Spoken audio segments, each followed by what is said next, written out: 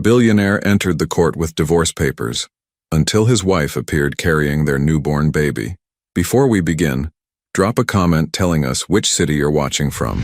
And once the story ends, don't forget to rate it from 0 to 10. Oh, and make sure to follow our channel for more stories like this. Now, sit back and enjoy every detail.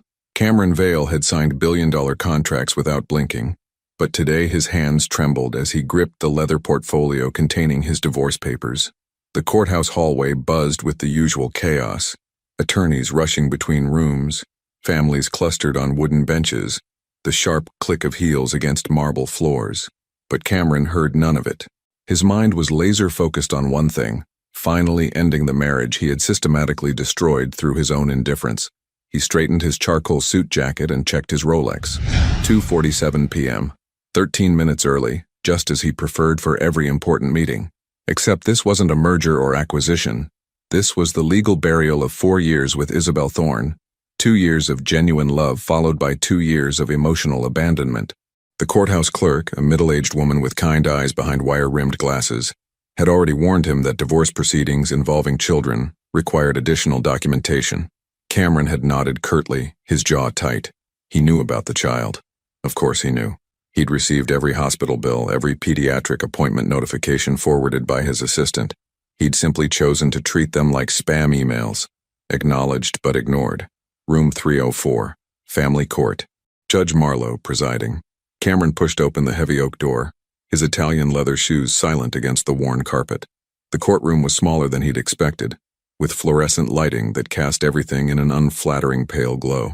His attorney, a sharp-dressed woman named Tempest Morrison, was already seated at the plaintiff's table, organizing files with mechanical precision. "Mr. Vale," she nodded professionally. "Ready to proceed?" "Let's get this over with," Cameron replied, settling into the chair beside her. His fingers drummed once against the table, the only outward sign of the storm brewing beneath his composed exterior. Judge Marlowe, a stern-looking man in his 60s with silver hair and reading glasses perched on his nose, reviewed the case file. "Vale versus Vale," he announced. "Petition for dissolution of marriage filed by—" The courtroom door creaked open behind them. Cameron didn't turn around immediately. He'd learned to compartmentalize distractions during high-stakes negotiations, but something about the quality of silence that followed made his shoulders tense. Footsteps. Soft. Deliberate. The kind Isabel used to make when she was trying not to wake him after his late-night conference calls with Tokyo investors. "Your Honor," came a familiar voice that sent an electric shock through Cameron's chest. "I apologize for the delay." He turned then, and the carefully constructed walls around his heart cracked like ice under pressure. Isabel stood in the doorway, but she wasn't alone. In her arms, nestled against a soft blue sweater that brought out her hazel eyes, was a baby, 9 months old with thick dark hair that caught the fluorescent light and eyes that were unmistakably Vale eyes, the same steel gray that had intimidated countless boardroom opponents. The child was awake, tiny fingers wrapped around the fabric of Isabel's sweater, completely unaware that his mere presence had just shattered his father's composure. Cameron's breath caught, not because he was surprised. He'd known about Elias from the moment Isabel's pregnancy test results appeared in his email, but because seeing his son for the first time was like looking into a mirror that reflected not just his features, but every choice he'd made to avoid this moment. Isabel's eyes found his across the courtroom. There was no anger in them, which somehow made everything worse. There was only the quiet resignation of someone who had stopped expecting anything from him long ago. Judge Marlowe looked up from his files, his expression shifting from routine boredom to careful attention.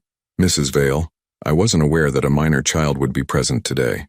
"Neither was I, Your Honor," Isabel replied calmly, shifting Elias to her other arm with the practiced ease of a woman who had learned to do everything alone. "But childcare fell through, and I couldn't miss this hearing." Again, the words hit Cameron like a physical blow. How many hearings had he postponed? How many times had she rearranged her life around his schedule, only to receive last-minute cancellations from his assistant? Cameron Vale had built an empire by never showing weakness, but as he sat in that fluorescent-lit courtroom, watching his estranged wife hold the son he'd never bothered to meet, he realized that all his power meant nothing, because the two most important people in his world were standing 10 feet away, and he had become a stranger to both of them. The silence in the courtroom stretched like a taut wire, ready to snap at the slightest movement. Judge Marlowe removed his reading glasses and studied the scene before him with the careful attention of someone who had witnessed countless family dramas unfold in this very room. But something about the tableau, the composed billionaire, the quietly dignified woman with a baby, and the invisible chasm of pain between them, made him pause. Given the presence of a minor child and the complexity of this situation, Judge Marlowe said finally, "I'm going to call a 15-minute recess. Mrs. Vale, Mr. Vale, I suggest you use this time to discuss any matters that might affect today's proceedings." Cameron's attorney leaned toward him, whispering urgently about custody arrangements and financial obligations, but her words dissolved into white noise. All he could focus on was Isabel, who was already heading toward the door with practiced efficiency. He stood abruptly, his chair scraping against the floor with a sound that seemed to echo through the suddenly empty courtroom. "Isabel." She stopped but didn't turn around. Elias had begun to fuss, making soft, whimpering sounds that tugged at something primal in Cameron's chest, a recognition he hadn't expected. "We need to talk," he said, his voice rougher than intended. "Now you want to talk?" Isabel's response was quiet, almost conversational, which made it cut deeper than if she'd shouted. She turned slowly, adjusting Elias against her shoulder with the kind of natural movement that spoke of countless sleepless nights. "Interesting timing, Cameron." They found themselves in the courthouse hallway, a stretch of marble and fluorescent lights that felt more like a battlefield than neutral ground. Other families moved around them, an elderly couple arguing over Social Security benefits, a young mother bouncing a toddler while reviewing custody papers. But Cameron felt utterly alone despite being surrounded by people.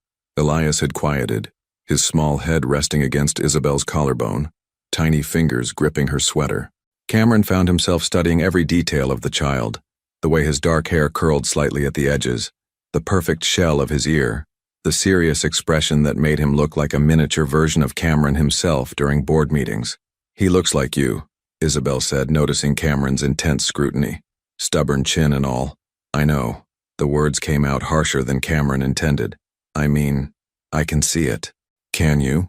Isabel shifted Elias to her other arm, the movement highlighting how natural this was for her, how much practice she'd had. "Because for 9 months you acted like he didn't exist. Even now you're looking at him like he's a quarterly report you're trying to analyze."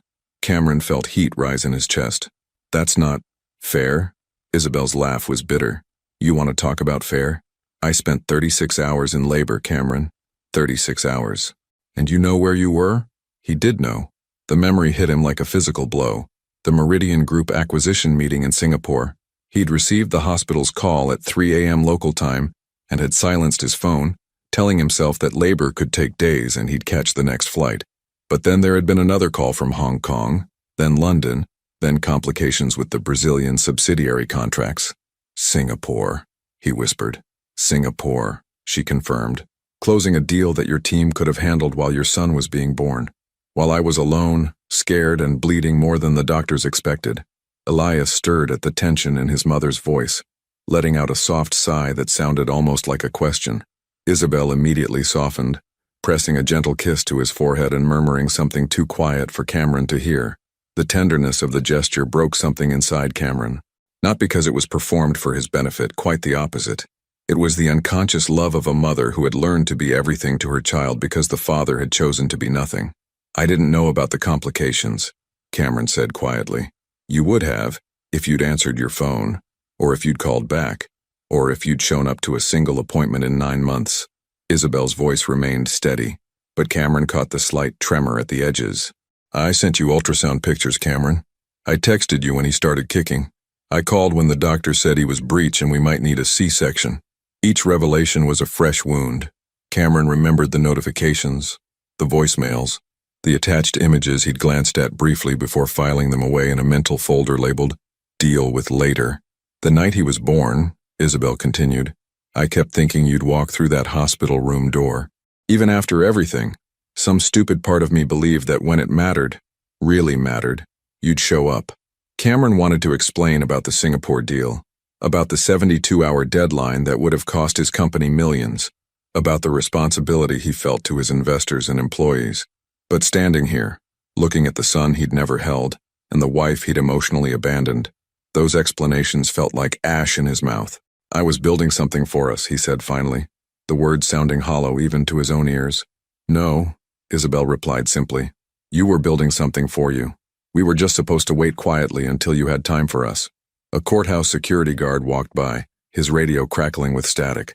The sound seemed to bring them back to the present moment, to the reality of where they were and why they were there. Isabel looked down at Elias, who had fallen asleep against her shoulder, his small fist still clutching her sweater. When she looked back up at Cameron, something had shifted in her expression. I'm not trying to hurt you, Cameron. I'm just tired of being invisible. The words hit him with devastating simplicity, because she was right.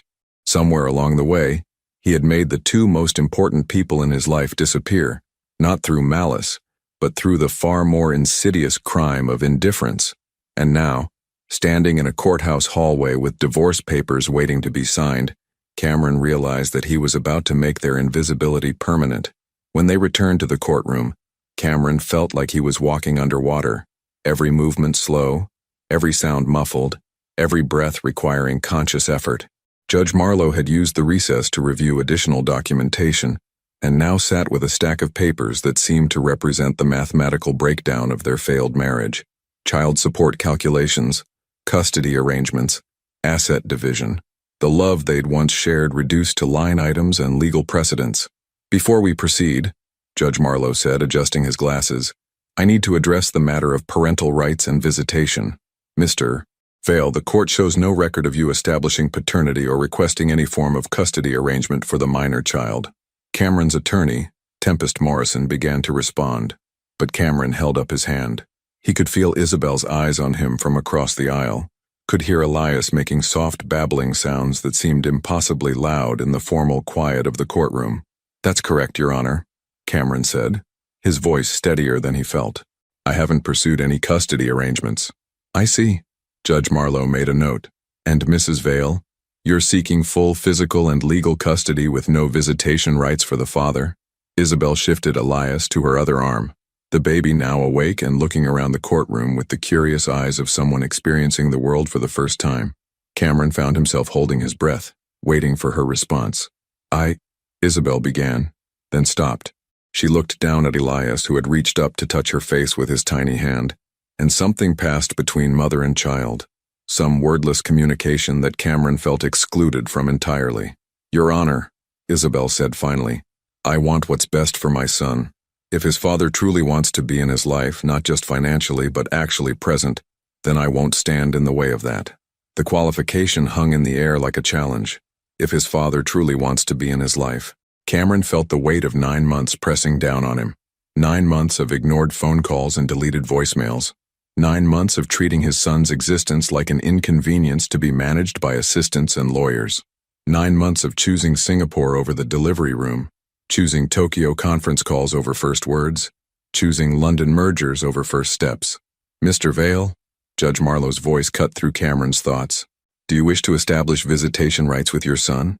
The question should have been simple, yes or no, legal jargon and court orders. But Cameron found himself looking across the courtroom at Elias, who was now staring directly at him with those unmistakable Vale eyes. For a moment, father and son regarded each other across the divide of months and missed opportunities. Elias didn't cry or fuss or look away.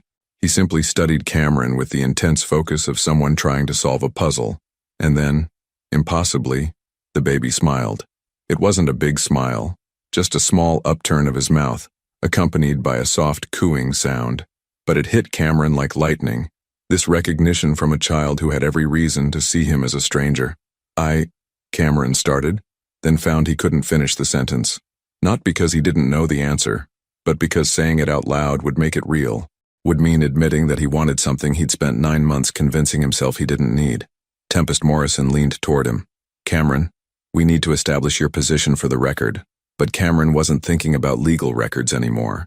He was thinking about the ultrasound images he'd deleted without opening, the voicemails from Isabel he'd marked as heard without listening to, the birth announcement email he'd archived with the same attention he'd give to a newsletter subscription. He was thinking about the nursery he'd never seen, the middle-of-the-night feedings he'd never shared, the first laugh he'd never heard. He was thinking about how Elias had smiled at him despite everything, how this tiny person seemed willing to offer what Cameron wasn't sure he deserved. Your Honor, Cameron said slowly, I'd like to request a continuance. The word surprised everyone in the room, including himself. Tempest Morrison's pen froze mid-note. Judge Marlowe raised an eyebrow. And Isabel? Isabel looked at Cameron with something he hadn't seen in her eyes for years. Hope? Dangerous, fragile hope. A continuance, Mr. Vale? Judge Marlowe asked. On what grounds? Cameron looked at Elias again. This child who carried his name in his eyes and none of his emotional baggage. This son who had somehow managed to exist and grow and develop a personality. During the 9 months Cameron had been too busy building his empire to notice his family was falling apart. On the grounds that I've been an idiot, Your Honor, Cameron said quietly. And idiots sometimes need more time to figure out what actually matters. Judge Marlowe's mouth twitched with what might have been amusement. That's not typically recognized legal terminology, Mr. Vale. Then let me put it in terms the court will accept, Cameron replied, standing slowly. I request a 30-day continuance to explore the possibility of establishing a meaningful relationship with my son before making any permanent decisions about custody and visitation. The courtroom fell silent except for Elias, who had begun making happy babbling sounds as if he approved of this turn of events. Isabel was staring at Cameron with an expression he couldn't quite read. Not trust, he hadn't earned that. Not forgiveness, that would take much longer. But maybe, just maybe, the willingness to see if the man she'd once loved was still somewhere underneath the workaholic stranger he'd become. Mrs. Vale, Judge Marlowe said, how do you feel about this request? Isabel looked down at Elias, who was now reaching toward Cameron with chubby, grasping fingers, as if trying to bridge the distance between them. 30 days, she said finally. But this isn't a game, Cameron. If you're going to be in his life, you need to actually be in his life. Not when it's convenient. Not when your schedule allows. Not when you feel guilty enough to show up. Cameron nodded, understanding the weight of what she was offering. A chance. Maybe the only chance he'd get. 30 days. He agreed. But as he said the words, Cameron realized that 30 days wouldn't be nearly enough time to make up for the 9 months he'd already lost. Cameron sat in his Tesla Model S in the courthouse parking lot for 23 minutes after Isabel drove away in her modest Honda Civic, watching her taillights disappear into downtown traffic like fading stars. 23 minutes of staring at his hands on the steering wheel, trying to process what had just happened. 30 days. He'd asked for 30 days as if time alone could bridge the chasm he'd created between himself and his family. His phone buzzed with the familiar cascade of notifications.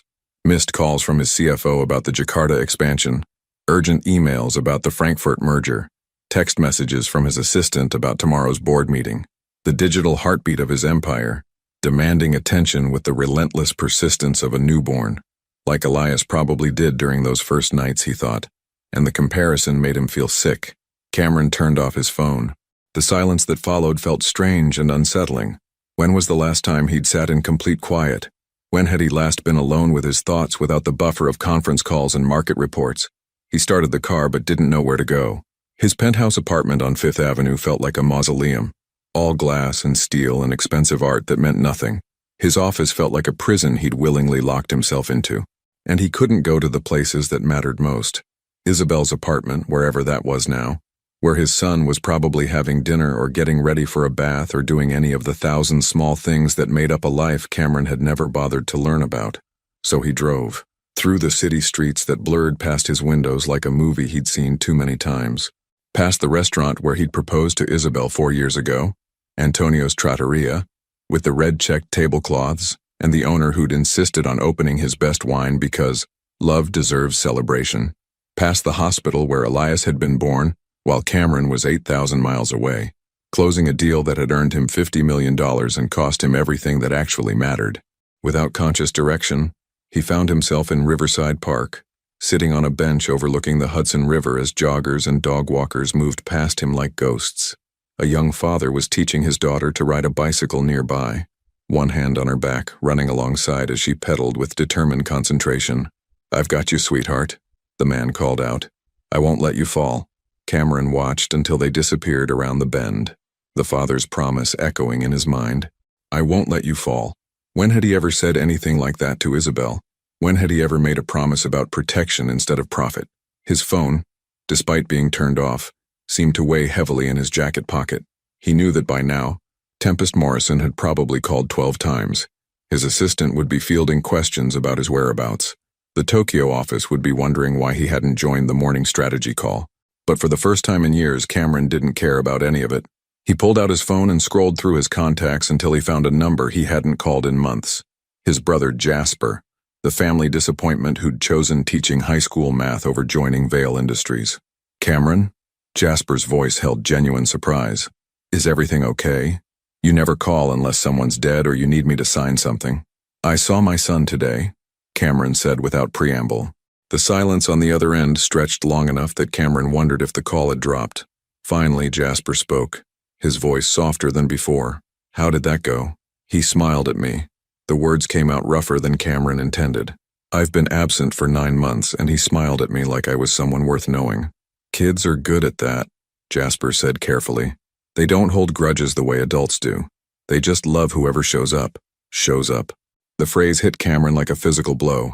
I didn't show up, Jasper, not once, not for anything that mattered. But you're showing up now, right? Cameron looked out at the river, where a tugboat was pushing a barge upstream against the current. It looked exhausting, all that effort just to move forward inch by inch. I asked for 30 days, Cameron said, to figure out if I can be a father. Can you? I don't know. The admission felt like stepping off a cliff. I don't know anything about babies. I don't know how to change a diaper or what formula to buy or why he might be crying. I don't even know what his laugh sounds like. Those are just details, Cameron. You can learn details. Can I? Cameron's voice cracked slightly. I've built $1 billion company from nothing. I've negotiated with world leaders and closed deals that other people said were impossible. But I can't figure out how to be present for a 9-month-old baby. Jasper was quiet for a moment, and Cameron could hear the sounds of his brother's life in the background. A television playing cartoons, a woman's voice calling something about dinner, the comfortable chaos of a home where people actually lived instead of just existing. You know what the difference is, Cameron? What? The $1 billion company wanted something from you. Your son just wants you. No conditions, no performance metrics, no quarterly returns. He just wants his dad to show up and be there. Cameron closed his eyes, feeling the weight of 30 years of measuring his worth by his productivity. What if I'm too broken to give him that? Then you figure out how to get unbroken. Jasper replied simply. Because that little boy didn't choose to be born to a workaholic father. But you can choose what kind of father you become from today forward. A police siren wailed in the distance, growing louder and then fading away. Someone's emergency, someone's crisis being handled by people who knew how to show up when it mattered. Jasper? Yeah? How do I start? For the first time in the conversation, Cameron heard his brother smile. One day at a time, brother. One day at a time. After hanging up, Cameron sat on the bench until the sun began to set over the Hudson River, painting the sky in shades of gold and pink that reminded him of the ultrasound pictures he'd deleted without looking at. Tomorrow, he thought. Tomorrow I start figuring out how to be someone's father. But as he walked back to his car, Cameron realized that the hardest part wouldn't be learning about babies or diapers or bedtime stories. The hardest part would be convincing Isabel that this time, finally after all his failures, he was serious about showing up. Cameron stood outside the Baby Depot on Madison Avenue at 6:47 a.m., waiting for the store to open like a man preparing for the most important business negotiation of his life. 3 days had passed since the courthouse. 3 days of staring at his phone, typing and deleting text messages to Isabel, trying to find words that didn't sound like boardroom speak or empty promises. 3 days of researching child development like he was preparing for a merger, filling legal pads with notes about milestone charts and feeding schedules. But this morning, he'd decided to stop overthinking and start doing. The store manager, a cheerful woman named Beverly with graying curls and kind eyes, unlocked the door at exactly 7 o'clock. She looked surprised to see a man in a $3,000 suit standing outside her baby store at opening time. "Can I help you, sir? I need..." Cameron paused, realizing he'd never said these words out loud before. "I need everything for a 9-month-old baby. Everything." Beverly's eyebrows rose slightly. "Everything? I've never..." Cameron felt heat creep up his neck. "I haven't been involved in my son's life until now. I need to start from the beginning." Something in his tone must have conveyed the gravity of his situation, because Beverly's expression softened immediately. "Well then," she said, rolling up her sleeves with the efficiency of someone who'd helped countless confused parents, "let's get you started." For the next 2 hours, Cameron received what amounted to a crash course in fatherhood. Beverly walked him through the basics: how to hold a baby safely, the difference between various formula types, the mysterious world of diaper sizes and baby-proofing products. Now, these are the soft tip spoons for when he starts eating more solid foods, Beverly explained, demonstrating with the patience of a seasoned teacher. 9 months is right around when they start getting more independent with feeding, but you'll still need to help. Cameron took notes on everything, his handwriting growing increasingly illegible as he tried to capture information that felt simultaneously overwhelming and essential. By the time they reached the toy section, he had filled 17 pages with details ranging from sleep schedule recommendations to the proper way to burp a baby. The key thing to remember, Beverly said as she showed him age-appropriate toys, is that babies this age are learning about cause and effect. They drop something, you pick it up. They bang 2 blocks together, they make noise. Everything is an experiment to them. An experiment, Cameron repeated, watching her demonstrate how a simple wooden puzzle could help develop motor skills. I understand experiments, Beverly smiled. I thought you might. Now, do you know anything about his current routine? What time he wakes up, when he naps, what foods he likes? The question hit Cameron like cold water. He didn't know any of those things. He didn't know if Elias was an early riser or if he needed a nightlight to sleep. He didn't know what made him laugh or what frightened him. He didn't know if his son had inherited Cameron's stubborn streak or Isabel's gentle nature. I don't know, he admitted quietly. I don't know anything about him.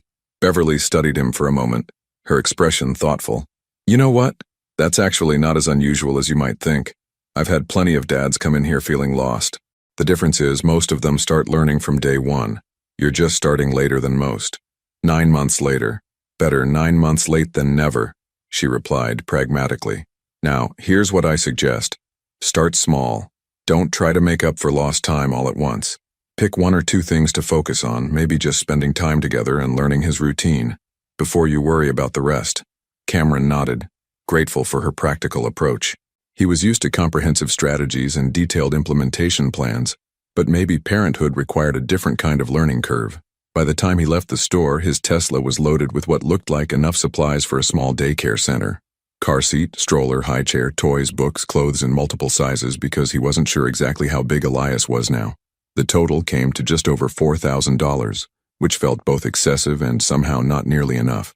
Now came the harder part, actually using any of it. Cameron sat in his car in the parking lot staring at Isabel's contact information on his phone. He'd drafted and deleted 47 different text messages over the past 3 days, each one sounding either too casual or too desperate, or too much like a business proposal. Finally, he typed something simple. I'd like to see Elias today. When would work for you? Her response came back faster than he'd expected. He has a doctor's appointment at 2 p.m. You could meet us there if you want. Cameron's chest tightened. A doctor's appointment. Another milestone he would have missed if she hadn't mentioned it. Another reminder of how much of his son's life had happened without him. What kind of appointment? He typed back. 9-month checkup, vaccinations, and developmental assessment. Cameron stared at the words, realizing he didn't even know what vaccines his son had already received, or what developmental milestones he should be reaching. The research he'd done suddenly felt woefully inadequate. I'll be there, he responded. Then, after a moment's hesitation, he added, Thank you for letting me come. The 3 dots appeared and disappeared several times before her final message came through. He's your son too, Cameron. Despite everything. Despite everything. The words carried the weight of 9 months of absence, but also the faintest suggestion of possibility. Maybe forgiveness wasn't completely out of reach. Maybe redemption was still possible. But first, Cameron realized as he started his car and began navigating toward Dr. Morrison's pediatric office, he had to prove that he was ready to be the father Elias deserved, not just when it was convenient or guilt-driven, but every day, through the mundane moments and sleepless nights and countless small decisions that actually shaped a child's life. The appointment was in 4 hours. 4 hours to prepare for seeing his son again, for sitting beside Isabel in a doctor's waiting room like the family they'd never quite managed to become. 4 hours to figure out how to be present for something that mattered more than any deal he'd ever closed. The pediatric waiting room smelled like disinfectant and Cheerios, with walls painted in soft pastels that were supposed to be calming, but somehow made Cameron feel more anxious. He arrived 15 minutes early, clutching a leather notebook filled with questions he'd researched online. What percentile should Elias be in for height and weight? Are his motor skills developing normally? How many words should he be saying? The questions of a father trying to compress 9 months of missed observations into a single appointment. When Isabel walked through the door with Elias in her arms, Cameron felt the same electrical jolt he'd experienced in the courtroom. But this time he was prepared to actually look, really look, at his son. Elias was bigger than he'd seemed in the courtroom, more solid and real. He wore tiny jeans and a blue shirt with a cartoon elephant, and his dark hair had grown long enough to curl slightly at the edges. He was chewing on a rubber teething ring, completely absorbed in the task with the focused determination Cameron recognized from his own approach to problem-solving. "Hi," Isabel said quietly, settling into a chair across from Cameron. She looked tired, not just physically, but emotionally exhausted in the way of someone who'd been carrying too much weight alone for too long. "Hi." Cameron closed his notebook, suddenly embarrassed by his list of prepared questions. "How is he?" "He's good, growing fast. He's been pulling himself up on furniture this week, trying to walk." Isabel adjusted Elias on her lap, and Cameron noticed how naturally she moved. Every gesture practiced and confident. "Dr. Holloway says he's ahead of schedule on most milestones." Dr. Holloway. Cameron realized he didn't even know his son's doctor's name until this moment. "That's good," he said lamely. "That he's ahead of schedule." Elias looked up at the sound of Cameron's voice, his gray eyes, so startlingly similar to Cameron's own, studying his father with curious intensity. For a moment Cameron thought the baby might cry, might somehow sense his father's long absence and reject him accordingly. Instead, Elias held out his teething ring toward Cameron, making a soft babbling sound that might have been an invitation to share. "He wants you to have it," Isabel said softly. "He does that when he likes someone." Cameron reached out carefully, accepting the soggy rubber ring as if it were a priceless artifact. "Thank you," he said seriously to Elias, who clapped his hands together with delight at this response. "Vale family?" A nurse in scrubs decorated with cartoon animals appeared in the doorway. "Dr. Holloway is ready for you." The examination room was small and bright, with a pediatric scale and exam table that looked impossibly tiny. Dr. Holloway was a woman in her 50s with silver-streaked hair and the kind of gentle competence that immediately put nervous parents at ease. "Mrs. Vale," she said warmly, then turned to Cameron with a politely curious expression. "And you must be Mr. Vale. I don't think we've met before." The words weren't accusatory, but Cameron felt their weight anyway. 9 months of appointments, vaccinations, checkups, and consultations, and this was the first time his son's doctor had seen him. "I've been traveling a lot for work," Cameron said, the excuse sounding hollow even to his own ears. Dr. Holloway nodded professionally and began the examination. She weighed Elias, measured his length, checked his reflexes and muscle tone with practiced efficiency. Throughout the process, she kept up a running commentary directed at both parents. "He's in the 75th percentile for both height and weight. Excellent growth curve. His motor skills are quite advanced. Most babies don't start pulling up until closer to 10 months. She demonstrated how Elias could transfer objects from hand to hand, how he responded to his name, how he could sit steadily without support. Cameron watched, fascinated and heartbroken in equal measure. His son was brilliant, healthy, developing perfectly, and Cameron had missed witnessing all of it. "Now let's talk about his routine," Dr. Holloway continued. "How's he sleeping?" "Better lately," Isabel replied. "He was waking up twice a night until about 3 weeks ago, but now he usually sleeps through. And eating. He loves sweet potatoes and bananas, but he's still not sure about green vegetables. I've been mixing them with things he likes." Cameron listened to this conversation about his son's preferences and habits with the growing realization that he was essentially eavesdropping on someone else's child's medical history. These were intimate details of daily life, sleep patterns, food preferences, growth spurts, that should have been shared experiences but were instead foreign territory. "Any concerns about development or behavior?" Dr. Holloway asked. Isabel hesitated for just a moment. "He's been a little more clingy lately, especially when I leave him with the babysitter. I'm wondering if it's separation anxiety."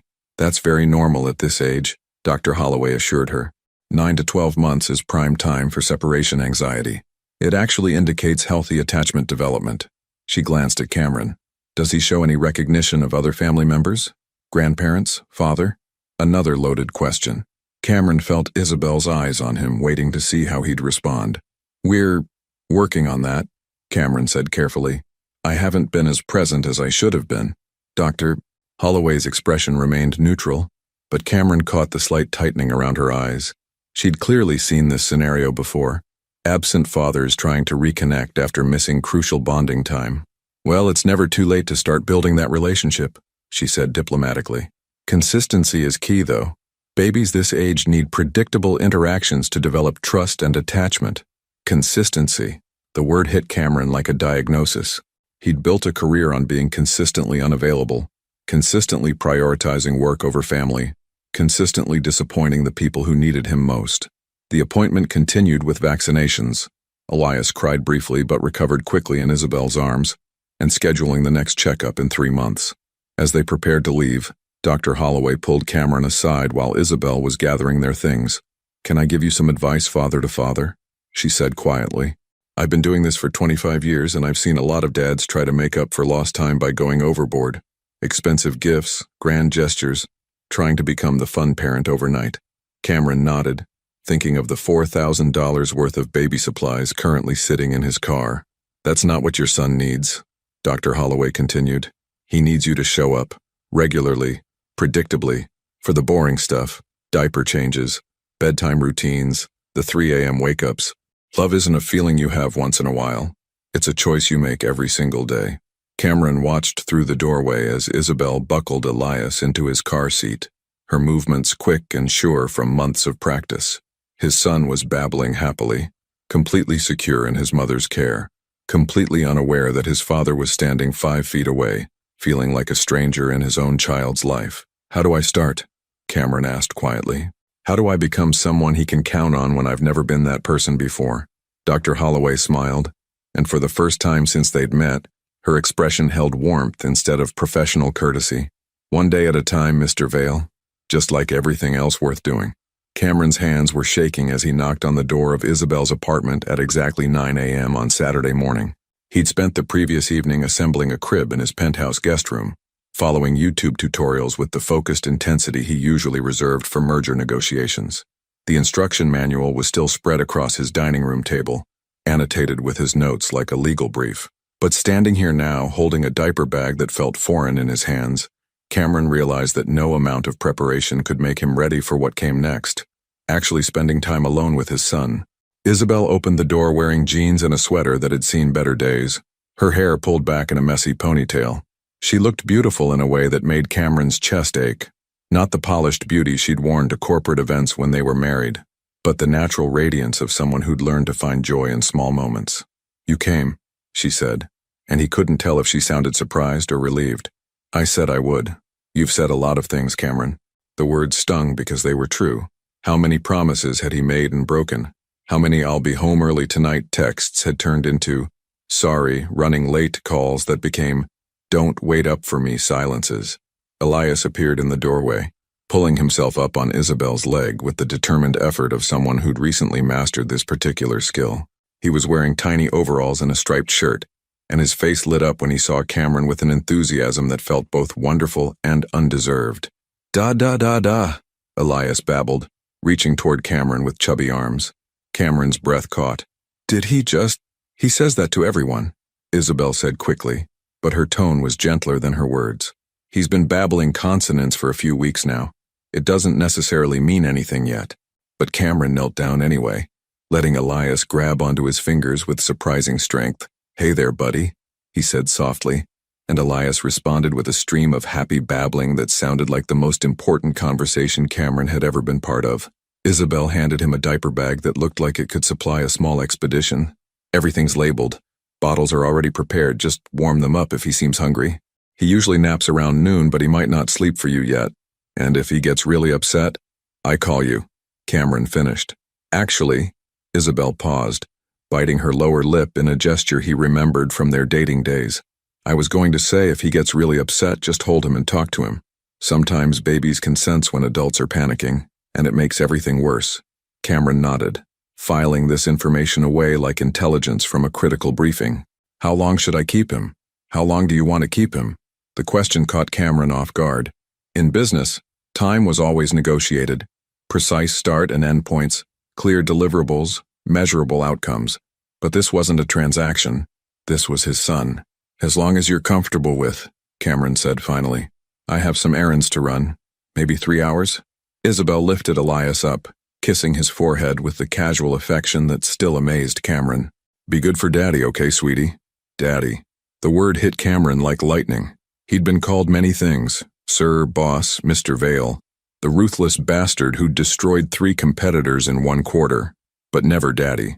Never anything that suggested someone small and innocent depended on him for comfort and safety. And then Isabel was gone, and Cameron was alone with his son. For the first 10 minutes, they just stared at each other. Elias sat on a colorful playmat, surrounded by toys that Cameron didn't know the purpose of, while Cameron sat cross-legged on the floor trying to figure out what fathers were supposed to do. "So," Cameron said finally, feeling ridiculous for talking to someone who couldn't talk back. "This is awkward." Elias tilted his head, as if considering this statement, then picked up a soft block and threw it directly at Cameron's face. Cameron caught it reflexively, and Elias clapped his hands with delight, making a sound that might have been laughter. "Oh, I see. We're playing catch." Cameron gently tossed the block back, and Elias immediately threw it again, this time squealing with joy. For the next 20 minutes they played this game. Throw the block, catch the block, throw it back. It was simultaneously the most boring and most fascinating thing Cameron had ever done. Elias's concentration was absolute, his delight infectious. Every successful catch was celebrated like a major victory. When Elias finally grew bored with blocks, he crawled over to Cameron and pulled himself up using Cameron's shirt, standing unsteadily while gripping the fabric with tiny fists. They were face to face now, and Cameron could see himself reflected in his son's eyes. Not the businessman or the billionaire, just a man who was trying very hard not to mess up the most important job he'd ever been given. "You're going to be taller than me," Cameron murmured, and Elias responded by patting Cameron's cheek with one small hand, as if offering comfort. The moment was broken by the sound of Elias's stomach rumbling, a surprisingly loud noise from such a small person. "Right," Cameron said, consulting the detailed feeding schedule Isabel had left. Lunchtime. He'd watched countless cooking shows, closed deals over elaborate business dinners, but preparing a bottle of formula felt more challenging than anything he'd ever attempted. The water temperature had to be precise, the powder measured exactly, the whole thing tested on his wrist to make sure it wouldn't burn Elias's mouth. When he finally settled into the rocking chair with Elias and the bottle, Cameron felt like he was attempting brain surgery. Elias latched onto the bottle immediately, his eyes drifting closed as he drank. The weight of him in Cameron's arms was perfect, solid and warm and real in a way that made everything else in Cameron's life feel abstract by comparison. "I'm sorry I wasn't here before," Cameron whispered, and Elias's eyes opened briefly, as if he was listening. "I'm sorry I missed so much. I'm sorry your mom had to do everything alone." Elias finished the bottle and immediately fell asleep against Cameron's chest, his small body completely relaxed and trusting.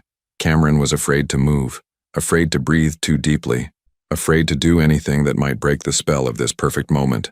When Isabel returned 2 hours later, she found them exactly like that. Cameron in the rocking chair, with Elias sleeping peacefully against his shoulder, both of them looking utterly content. "How did it go?" she whispered. Cameron looked up at her, his eyes bright with something she hadn't seen in years. Wonder. Pure, uncomplicated wonder. "He threw blocks at my face," Cameron said quietly. "It was the best meeting I've ever had." Isabel smiled, a real smile, soft and genuine. "That's his favorite game. He has excellent aim for a 9-month-old. Just like his mother," Cameron replied without thinking, remembering how Isabel used to throw pillows at him when he was being particularly stubborn about working late. For a moment, something passed between them. Not forgiveness, not reconciliation, but recognition. Recognition that maybe, possibly, the man she'd fallen in love with was still somewhere underneath all the emotional armor he'd built around himself. "Cameron," she said softly, "he's been asleep for an hour. You could have put him in his crib." Cameron looked down at his sleeping son, then back at Isabel. "I didn't want to miss anything else." 3 weeks into their new routine, Cameron's phone rang at 11:43 p.m. on a Tuesday night, shattering the silence of his penthouse like breaking glass. He'd been reading, actually reading, not skimming market reports, a book about child development that Beverly from the baby store had recommended. His coffee table was now covered with parenting guides instead of financial forecasts, and he'd started keeping a journal of Elias's daily milestones. Tuesday said Baba for bottle. Thursday took 3 steps holding onto couch. Saturday laughed when I made funny faces. But the call wasn't from Isabel. It was from his assistant, Vivian. "Cameron, thank God you answered." Her voice was strained with panic. "The Seoul deal is falling apart. The Koreans are pulling out unless you're on a plane tonight. Harrison tried to handle it, but they specifically asked for you." Cameron felt his stomach drop. The Seoul acquisition was worth $200 million and had taken 8 months to negotiate. If it collapsed, Vail Industries would lose not just the deal but credibility with half their Asian partners. "What happened?" Cameron asked, already mentally calculating flight times to South Korea. "Cultural miscommunication during the contract review. Something about honor and respect being compromised. Harrison called them difficult in front of their board, and now they're saying they won't work with anyone except you." Cameron closed his eyes. Harrison Chu was brilliant at financial analysis but hopeless at international diplomacy. This was exactly the kind of situation that required Cameron's personal attention, the kind of crisis that had made him indispensable to his own company. "Book me on the next flight," Cameron said automatically, then stopped. Tomorrow was Wednesday. He was supposed to pick up Elias at 2 p.m. and take him to the park. They'd made plans. Well, Cameron had made plans. Elias had clapped and babbled when Cameron mentioned swings and ducks. "Actually," Cameron said slowly, "let me call you back in 10 minutes. He hung up and stared at his phone for a long moment, then scrolled to Isabel's number. It was almost midnight, but she answered on the second ring.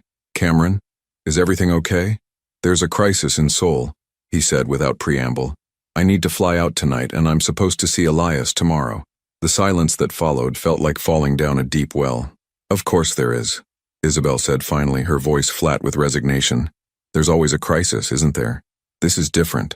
It's a $200 million deal that could collapse if I don't—" "It's not different, Cameron." Isabel's voice was quiet, but firm. "It's never different. There's always going to be some deal, some crisis, some emergency that's more important than showing up for your son." Cameron felt something crack inside his chest. "That's not fair. This is genuinely an emergency. Harrison screwed up, so you have to fix it. The Seoul deal is falling apart, so you have to save it. The Tokyo merger needs your personal touch. The Frankfurt acquisition can't happen without you." Isabel's voice grew stronger with each word. "Do you hear yourself, Cameron? You're the only person who can solve every problem at your company? That's not being indispensable. That's being a control freak who's afraid to trust anyone else to do their job." The words hit Cameron like physical blows, partly because they stung and partly because they rang uncomfortably true. When had he started believing that Vail Industries would crumble without his constant attention? When had he become so convinced of his own importance that he couldn't delegate a single major decision? "It's not that simple," Cameron said weakly. "It is that simple. It's a choice, Cameron. Every time. And for 9 months, you chose work. You chose deals over diapers, meetings over milestones, contracts over your own child's first words." Isabel's voice cracked slightly. "And now you're doing it again." Cameron looked around his penthouse, at the expensive art that meant nothing, at the floor-to-ceiling windows that showcased a view of a city he'd conquered but never really lived in. 3 weeks ago, this space had felt like an achievement. Now it felt like a monument to everything he'd sacrificed to build it. "What if I don't go?" Cameron asked quietly. "What? What if I don't go to Seoul? What if I send Harrison back with a formal apology and my personal guarantee that Vail Industries respects their cultural values? Can you do that?" Cameron thought about it, really thought about it, not from the perspective of someone who needed to control every variable, but from the perspective of someone who was finally learning what actually mattered. "Yes," he said, surprising himself with the certainty in his voice. "I can do that. Harrison's good at his job when he's not trying to be me. And if the deal falls through—" Cameron paused, feeling something shift inside him. "If it falls through, we'll find another deal. But if I miss another day with Elias, I can't get that back." The silence on the other end of the line stretched so long that Cameron wondered if the call had dropped. "Isabel? I'm here." Her voice was softer now, cautious. I'm trying to process what you just said." "I'm trying to process it too," Cameron admitted. 3 months ago, I would have been on that plane without a second thought. Hell, 3 weeks ago, I probably would have been on that plane. What changed? Cameron looked at the parenting book scattered across his coffee table, at the photo of Elias that Isabel had given him. His son's first professional picture, taken at 6 months old, showing a serious little face with Cameron's eyes and Isabel's gentle mouth. "He threw blocks at my face," Cameron said simply, "and I caught them. And for the first time in my adult life, I was exactly where I was supposed to be. When Isabel spoke again, Cameron could hear tears in her voice. Cameron, I'm not asking for forgiveness, Cameron said quickly. I'm not asking you to trust me, or believe that I've changed overnight. I'm just asking you to let me keep showing up. Let me keep catching blocks and warming bottles and being the kind of father who chooses his son over soul. What if your company suffers? What if you lose money? Cameron smiled, thinking of Elias's laugh when he'd made silly faces, of the weight of his son sleeping against his chest, of all the moments he'd already missed and all the moments he still had a chance to be present for. Then I lose money, Cameron said, but I won't lose what matters. When he hung up the phone, Cameron called Vivian back and gave her instructions that would have been unthinkable a month ago. Send Harrison to Seoul with a full apology and Cameron's personal guarantee. Authorize whatever cultural sensitivity training the Korean partners requested, and if the deal fell through anyway, start looking for other opportunities in different markets. Are you sure about this? Vivian asked, clearly shocked. I'm sure, Cameron replied. And Vivian? Clear my schedule for Wednesday afternoon. I have a very important meeting with a 9-month-old about ducks and swings. After hanging up, Cameron sat in the silence of his penthouse and realized that for the first time in his adult life, he'd chosen love over money, presence over profit, family over everything else that had once seemed so important. And instead of feeling like he'd lost something, he felt like he'd finally found what he'd been searching for all along. The call came at 6:18 a.m. on Friday morning, jolting Cameron from the deepest sleep he'd had in months. Cameron, Harrison's voice was tight with exhaustion and barely contained panic. We lost Seoul. Cameron sat up in bed, immediately alert despite the early hour. For a split second, his old instincts kicked in, the familiar surge of adrenaline, the mental calculation of damage control strategies, the reflexive reach for his laptop to start managing the crisis. But then he looked at the photo on his nightstand. Elias from yesterday afternoon, chocolate ice cream smeared across his face from their first shared dessert, grinning at the camera with pure, uncomplicated joy. How bad? Cameron asked, settling back against his pillows. 200 million bad. Plus the Taiwanese partnership is reconsidering, and the Singapore office is asking questions about your leadership priorities. Harrison's voice cracked with stress. Cameron, the board wants an emergency meeting. They're talking about a vote of no confidence. The words should have sent Cameron into overdrive, should have had him reaching for his suit, calling his driver, preparing for the kind of corporate warfare that had built his reputation. Instead, he found himself thinking about Elias's laugh when they'd played peekaboo behind the swings yesterday, about the way his son had fallen asleep in the stroller during their walk through Central Park. Schedule the board meeting for Monday, Cameron said calmly. And Harrison, next time you're in a room with international partners, remember that respect is earned through listening, not through proving you're the smartest person at the table. That's it? Harrison's voice pitched higher with disbelief. That's your response to losing the biggest deal of the quarter? Cameron looked out his bedroom window at the city skyline, the glass and steel monuments to ambition that had once felt like extensions of himself. Now they just looked like expensive boxes where people spent their lives chasing things that didn't matter. My response is that we'll survive losing a deal, Cameron said quietly. Companies lose deals every day. But I almost lost my family because I thought work was more important than the people who actually love me. The silence on Harrison's end stretched long enough that Cameron wondered if his CFO was having a breakdown. Are you having some kind of midlife crisis? Harrison finally asked. Because if you are, couldn't it wait until after we save the company from financial disaster? Cameron laughed, actually laughed, at the absurdity of it all.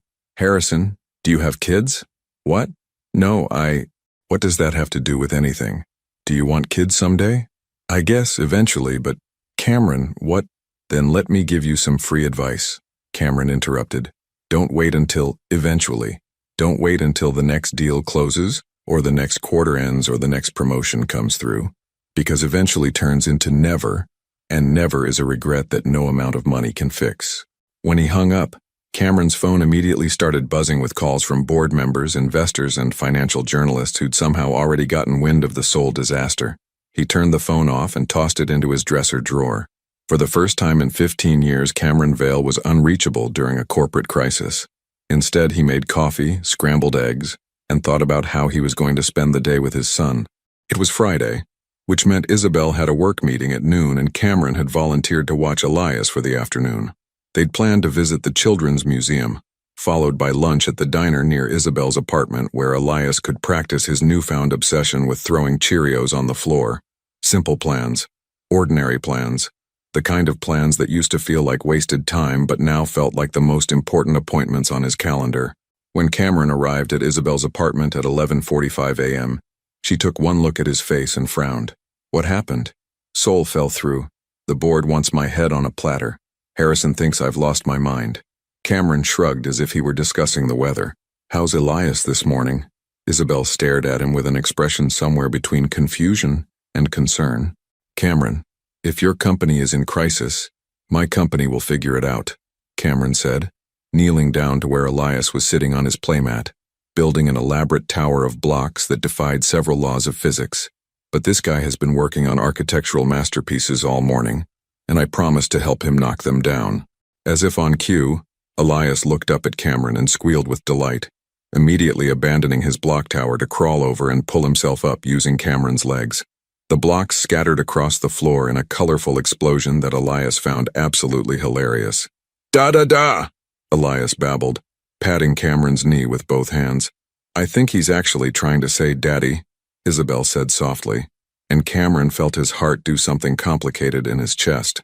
Are you sure? Cameron asked, lifting Elias up and settling him on his hip with the natural ease that had developed over their weeks together. Pretty sure. He's been practicing it for days. Isabel smiled, but Cameron could see the worry lines around her eyes. Cameron, are you really okay? Losing a deal that big? I know how much your company means to you. Cameron looked at her, really looked at her, seeing not just the woman who'd divorced him but the woman who'd carried his child alone, who'd built a life without him, who'd somehow found the grace to let him back into their world, despite everything he'd done wrong. My company used to mean everything to me, Cameron said honestly, but that was before I understood the difference between building an empire and building a family. Elias chose that moment to grab Cameron's nose and giggle, as if agreeing with his father's priorities. The board meeting is on Monday, Cameron continued. They'll probably try to remove me as CEO. They might succeed. And you know what? If they do, maybe it's time for me to figure out what I want to be when I grow up. And what would that be? Cameron looked down at Elias, who was now trying to eat his father's shirt collar with the focused determination of someone tackling an important project. A dad, Cameron said simply. A really, really good dad. Isabel's eyes filled with tears, and for a moment Cameron thought he'd said something wrong, but then she smiled, the kind of smile he remembered from their early days together, before work and ambition and emotional distance had built walls between them. You already are, she said softly. Outside, storm clouds were gathering over Manhattan, promising the kind of downpour that would flood the subways and strand commuters and create exactly the kind of chaos that the old Cameron would have seen as a business opportunity. But as Cameron settled onto the floor to help Elias rebuild his block tower, he realized that sometimes the most important storms weren't the ones happening outside. Sometimes they were the ones that washed away everything you thought you wanted, leaving space for what you actually needed. The boardroom at Vail Industries felt like a courtroom on Monday morning, with Cameron sitting at one end of the mahogany table facing 12 of the most powerful investors in New York. But unlike the courthouse where his marriage had nearly ended, Cameron felt completely calm. He'd spent Sunday afternoon teaching Elias to clap his hands, and the memory of his son's delighted laughter was worth more than all the quarterly reports spread across the table. Cameron, began Victoria Sterling, the silver-haired chairwoman of the board, we need to discuss your recent prioritization choices. Cameron had known Victoria for 8 years. She'd been instrumental in Vail Industries' expansion into European markets and had never questioned his judgment before. The fact that she was leading this intervention spoke volumes about how seriously the board viewed his recent behavior. By all means, Cameron replied, settling back in his chair with the relaxed posture of someone who had nothing left to prove. You missed the soul crisis, stated Harrison from across the table, his face pale with the strain of the past few days. $200 million evaporated while you were... What did you tell Vivian? Having a meeting about ducks and swings? Several board members exchanged glances. In the corporate world they inhabited, choosing playground equipment over profit margins wasn't just unusual. It was incomprehensible. That's correct, Cameron confirmed without a hint of defensiveness. Cameron, Victoria's voice carried the careful tone of someone addressing a person having a breakdown. We're concerned that you're not thinking clearly. The stress of your divorce, the pressure of single fatherhood. Perhaps you need some time away to recover your perspective. My perspective has never been clearer, Cameron replied. For 15 years, I built this company by sacrificing everything else in my life. I missed family dinners, anniversary dates, friends' weddings, my own health. I told myself it was temporary, that once we reached the next milestone, I'd have time for the people I loved. He paused, looking around the table at faces that had once intimidated him, that had once held the power to validate or destroy his sense of worth. But there's always another milestone, isn't there? Another deal, another expansion, another crisis that only I can handle. And while I was chasing all of that, my wife gave birth to my son alone. My child's first word, first step, first smile. I missed all of it because I was convinced that money was more important than moments. Those moments don't pay salaries or fund pension plans, interjected Douglas Thorne, a man who'd inherited his board seat along with his father's steel fortune. We have responsibilities to our employees, our shareholders. You're absolutely right, Cameron agreed, surprising everyone. We do have responsibilities. But I've finally learned the difference between being responsible and being irreplaceable. This company succeeded not because I was indispensable, but because we hired brilliant people and then I refused to trust them to do their jobs. Harrison shifted uncomfortably. The Soul deal was handled poorly by someone who was trying to be me instead of being himself. Cameron finished. Harrison, you're an excellent CFO when you're not trying to channel my negotiation style. The Soul deal failed because I created a culture where everyone felt they had to imitate my approach instead of bringing their own strengths to the table. Victoria leaned forward, her expression sharp with business instinct. So what are you proposing? That you step down as CEO to spend more time with your family? Actually, Cameron said, pulling out a folder he'd prepared over the weekend, I'm proposing something more radical than that. He slid copies of his proposal across the table. I'm restructuring my role. No more international travel unless it's absolutely critical. No more 16-hour days. No more being available 24/7 for every minor crisis. Instead, I want to focus on long-term strategy and company culture while empowering our department heads to make decisions without my constant approval. The room erupted in concerned murmurs. This wasn't the Cameron Vale they'd known for 8 years. The man who'd built an empire through sheer force of will and an inability to delegate. The shareholders will never accept this, Douglas said flatly. You're talking about fundamentally changing how this company operates. Then maybe it's time for the shareholders to decide what kind of company they want to invest in, Cameron replied. One that burns through CEOs every few years because we demand impossible work-life balance. Or one that demonstrates you can build sustainable success without destroying the people who create it. Victoria studied the proposal with the careful attention of someone who'd been making high-stakes decisions for 3 decades.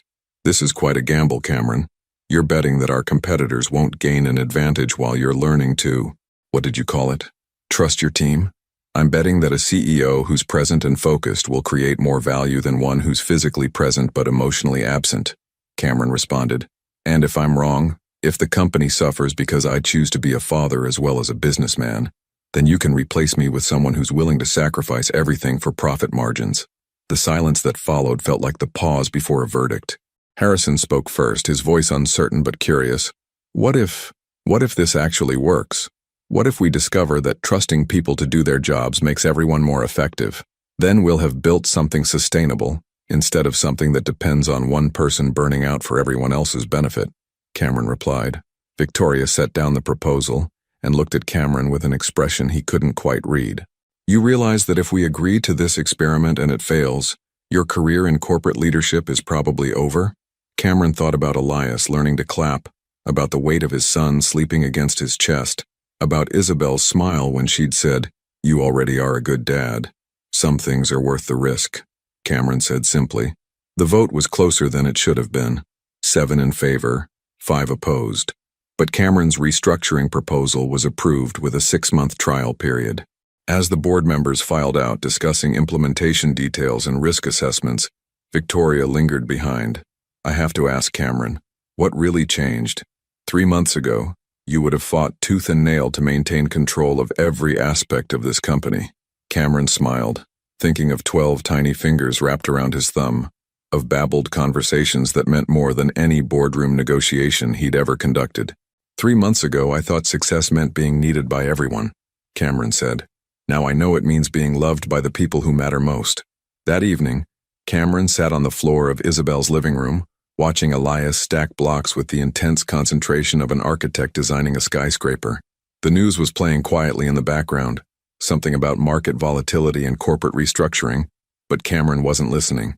"Da-da," Elias said clearly, looking directly at Cameron as he handed over a red block.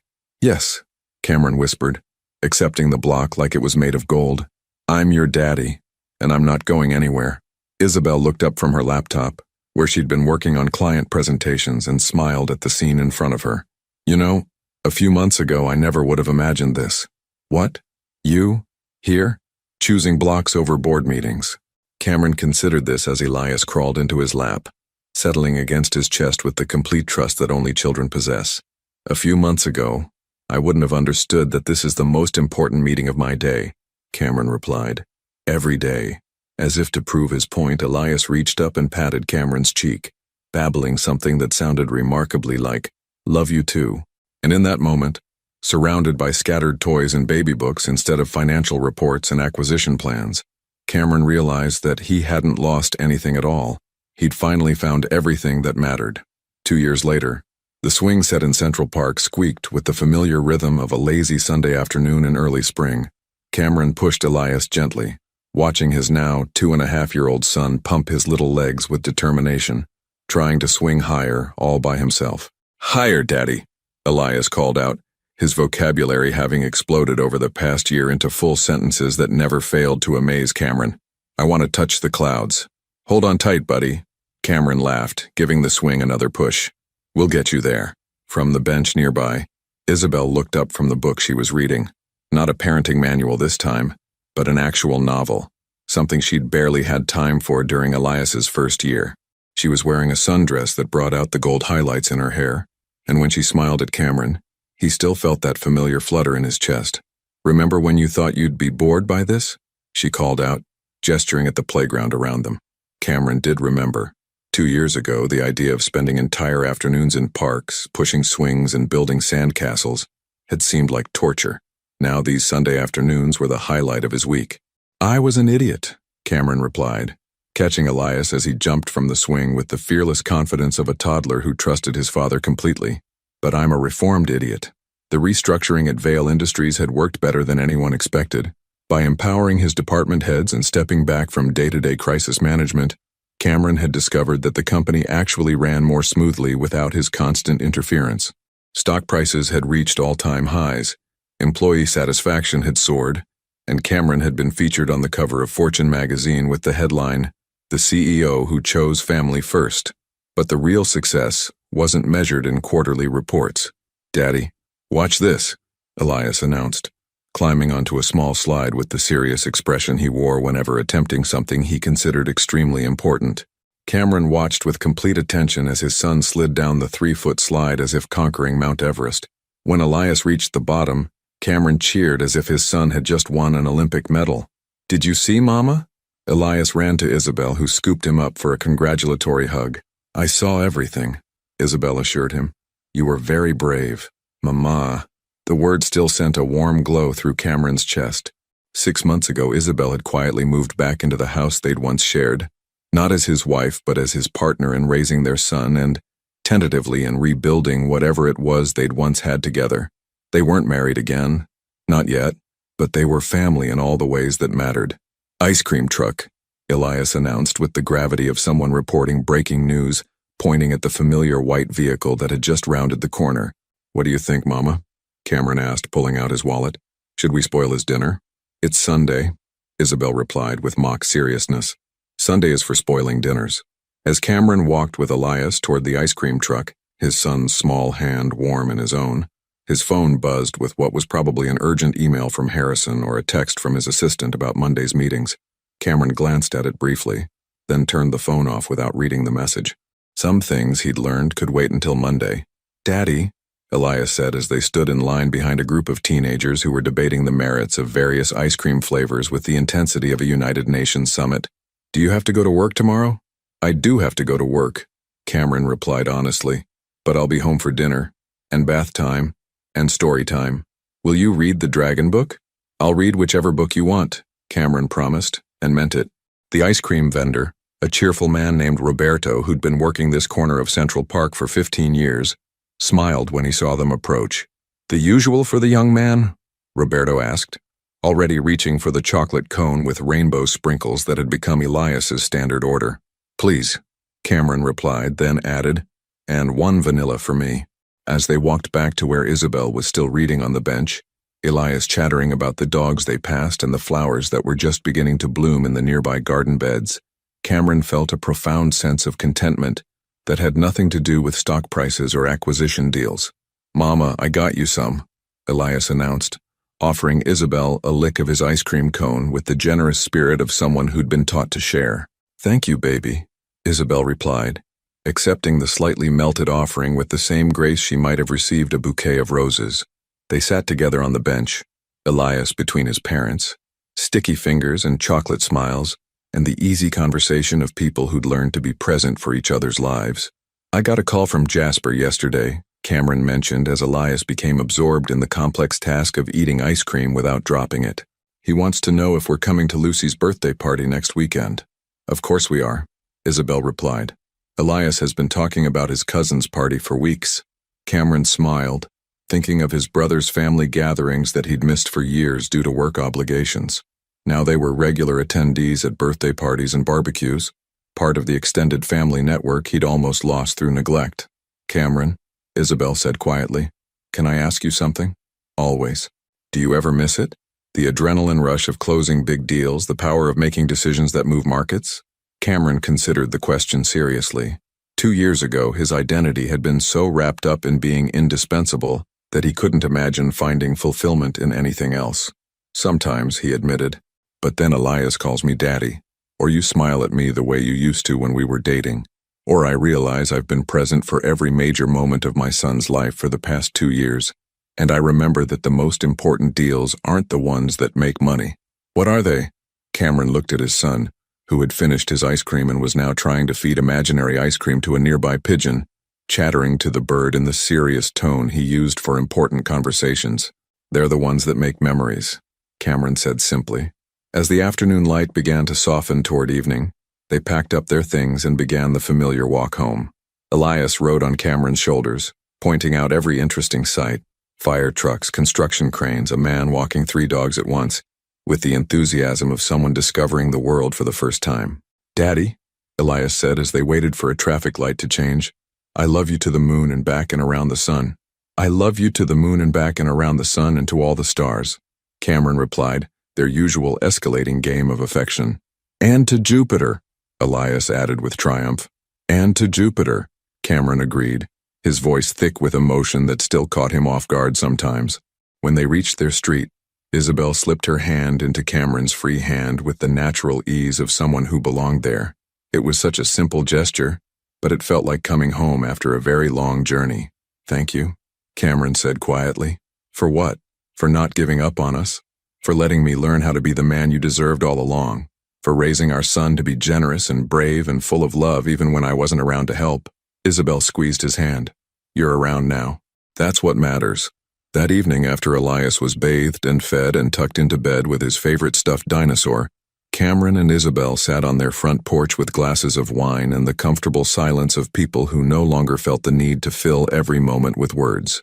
The city hummed around them, traffic and sirens and the distant sound of music from someone's open window, but their small corner felt peaceful, separate from the urgency that had once defined Cameron's entire existence. "What are you thinking about?" Isabel asked, noticing the contemplative expression on Cameron's face. "Time," Cameron replied. "How I spent 38 years thinking I didn't have enough of it, when really I just wasn't spending it on the right things. And now?" Cameron smiled, thinking of all the Sunday afternoons ahead of them, all the bedtime stories and ice cream cones and swing-pushing sessions that would make up the real texture of their lives together. "Now I know that time isn't something you save up for later," he said. "It's something you spend every day on the people who make it worth having." From upstairs came the sound of Elias talking to his dinosaur, in the serious whisper he used for bedtime conversations, probably explaining the day's adventures and making plans for tomorrow's imaginary expeditions. Cameron listened to his son's voice, confident, happy, secure in the knowledge that his parents would be there when he woke up. and realized that this was what success actually sounded like. Not the applause of a boardroom or the ring of closing bells, but the sleepy chatter of a child who knew he was loved. Cameron Vale had built an empire worth billions, but his greatest achievement was learning that the most valuable currency in the world wasn't money. It was moments. And finally, after almost losing everything that mattered, he was rich beyond measure. Thank you for watching. If you enjoyed the story, please subscribe to our channel and leave a comment below letting us know what you thought. Your feedback and support mean a lot to us. Stay tuned for more exciting stories.